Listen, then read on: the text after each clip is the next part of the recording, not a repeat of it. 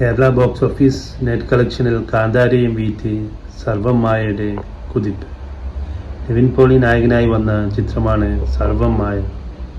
സമീപകാലത്ത് ബോക്സ് ഓഫീസിൽ മികച്ച പ്രകടനം നടത്താൻ നിവിൻ പോളിക്ക് സാധിച്ചിരുന്നില്ല.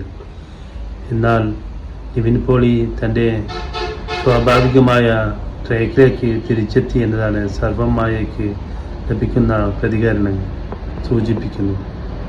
ആഗോള ബോക്സ് ഓഫീസിൽ 118 കോടി നേടി വമ്പൻ തിരിച്ചു വരുവാൻ നിവിൻ പോളി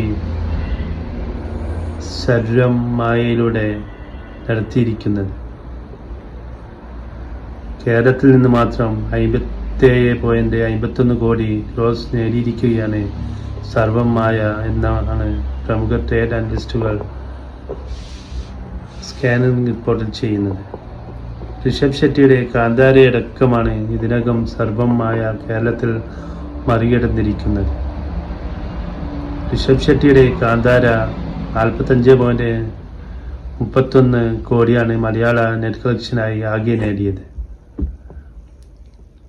പാച്ചുവും അത്ഭുത വിളക്കും എന്ന ചിത്രത്തിലൂടെ ശ്രദ്ധേയനായ സംവിധായകൻ അഖിൽ സത്യൻ ഒരുക്കുന്ന ഈ ചിത്രത്തിൽ നിവിൻ പോളിയെ ആരാധകർ ഏറെ ഇഷ്ടപ്പെടുന്ന സ്വാഭാവിക നർമ്മത്തിന് പ്രാധാന്യം നൽകുന്ന പഴയ നിവിൻ പോളിയായി ഈ ചിത്രത്തിലൂടെ തിരികെ കിട്ടുമെന്ന പ്രതീക്ഷയിലായിരുന്നു സിനിമാ പ്രേമികൾ.